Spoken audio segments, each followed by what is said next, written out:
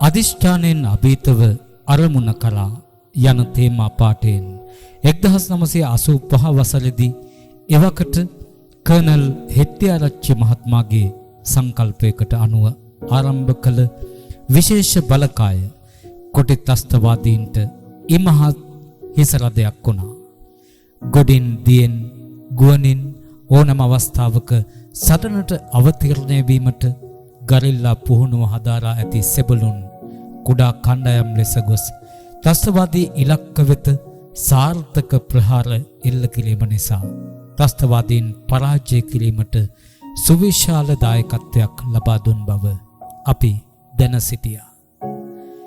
එවක රට තුල පැවති කුරිරු ත්‍රස්තවාදයේ හේතුවෙන් බෝම්බ පිපිලීම් කඳරුවලට පහර දීම් හේතුවෙන් ගමට ආ හමුදා සොහොයුරන්ගේ අවමංගල කටයුතු අපට සුලභ දසුණක් වුණා.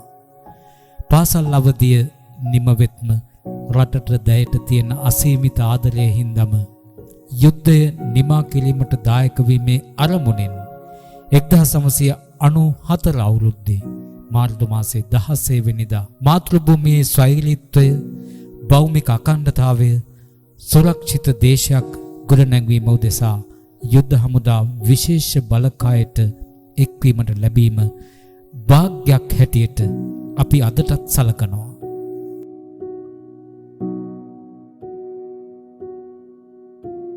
එක්දහස් නවසිය 94 වසරේදී අප විශේෂ බලකායට එක්වීමත් සමගම අපේ සමාජික සංඛ්‍යාව 600ක් ඉක්මවන්නට වුණා.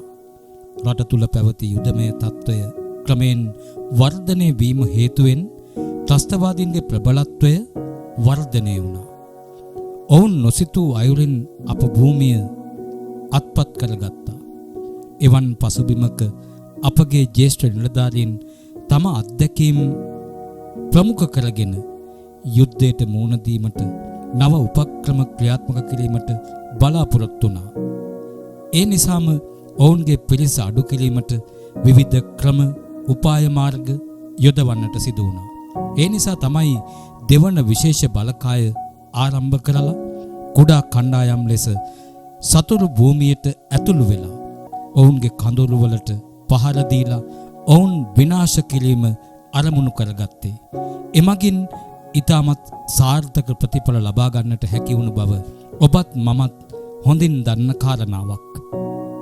රට හමුවට පැමිණි සියලු අභියෝගවලට අපගේ ජව සම්පන්න තාරුණ්‍ය කැප කළා. ලෝකේ දරුණුතම ත්‍රස්තවාදීන්ගෙන් 30 වසරක් පුරාවට අනේක දුක් විඳි ශ්‍රී ලාංකික ජනතාවගේ ජීවිත සුඛිත මුදිත කිරීමට අප කැප වෙලා ක්‍රියා කළා. අප ජාතියේ ආරක්ෂකයා ලෙසින් රට ගොඩනැංවීමේ සෑම ක්‍රියාවකටම දායක වුණේ ඉමහත් සතුටකින්. රටක් හැටියට මාතෘභූමියේ ලොකුම ශක්තිය රැකවරණය, ශ්‍රී ලාංකිකයන්ගේ මානුෂීය නිදහස, අභ්‍යන්තර සුරක්ෂිතභාවය යන සියලු කාරණා සමග සම්බන්ධ වෙන්නේ අපේම ආදරණීයන්ගේ තරුණ ජීවිත. යම් දිනක අපට ඉතිරි වෙන්නේ තියාගත් දෙය නොව පරිත්‍යාග කළ දෙය පමණයි. අපි අදටත් හිතන්නේ ඒ ගැන. යුද හමුදා මූලික පුහුණු පාඨමාලාව මාස 3ක් පනාගොඩදී පුත්තලමේදී සාර්ථකව අවසන් කරලා විශේෂ බලකා පාඨමාලාව හැදෑරීම සඳහා මාදුළුවය විශේෂ බලකායේ පුහුණු කඳරුවට අපි එකතු වුණා. කණ්ඩායම් වශයෙන් එක්ව වසරක පමණ කාලයක් පාඨමාලාව හදාරලා විශේෂ බලකායේ විශිෂ්ට සෙබළකු ලෙස බලගන සමග එක්ව සටන් දීමට අවතීර්ණ වුණා. අපිත් එක්ව පාඨමාලාව හැදෑරූ නිලධාරීන් විශේෂ බලකායට නායකත්වය ලබා දුන්නු අවස්ථා ගණනාවක් තියෙනවා. තම දක්ෂතා ප්‍රගුණ කොට අවශ්‍යතාවය වෙනුවෙන් කොමිසන්ලත් නිලධාරීන්, දක්ෂතා ප්‍රගුණ කළ සෙසු නිලධාරීන් ලෙස කොමිසන් නොලත් ජ්‍යෙෂ්ඨ නිලධාරීන්, එවකට විශේෂ බලකායේ අයත් වූ බලගණ දෙක සඳහාම අප සහෝදරයින් යොමු කරමු. මේ ඒවට නිදසුන්. අදටත් සක්‍රිය සේවයේ සිටින ජ්‍යෙෂ්ඨ නිලධාරීන් කරන සේවය අපට ඉමහත් ආඩම්බරයක්.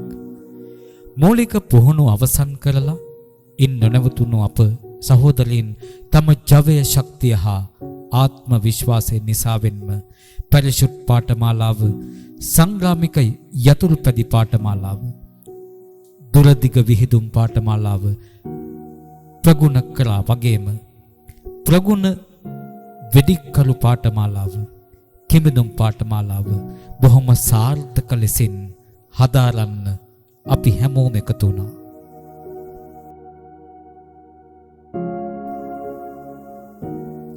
විශේෂ බලකායට ආධුනිකයන් බඳවා ගැනීම පුහුණු කිරීම කරන අවස්ථාවන් වල දෙස් විදෙස් පුහුණු පාඨමාලාවන් රැසක් ප්‍රගුණ කළ අපගේ සහෝදරයින් මාතෘ භූමියට අභිමානයක්. ඒ ගැන මනාවට මේ ඡායාරූප දසුන් එක්ක ඔබේ හිත් අද්දර රැඳෙනවා ඇති. නැගෙනහිර පළාතේ ත්‍රස්තවාදයේ තොරන් කිරීමට සුවිශාල දායකත්වයක් ලබා දුන්නු අවස්ථා. ඒ අතරට ඉල්විලස මෙහෙයුම, අකුණු පහර, මුලතෙව් කඳවුර බේරා ගැනීම, යාපනයේ මුදවා ගැනීම අදටත් අපේ මතකයේ තියෙන අවස්ථා.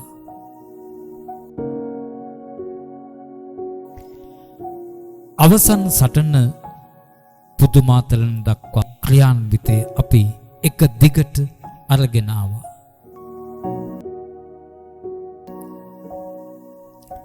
නිමහල් දේශයක් උදා කර දීමට ජීවිත පූජා කළ සහෝදරයින් අප සැමදාම සිහිපත් කරන්නේ ගෞරව අභිමාන. ඒ අභිමානනීයත්වය සදානුස්මරණීයයි කියලා අපිට හිතෙනවා.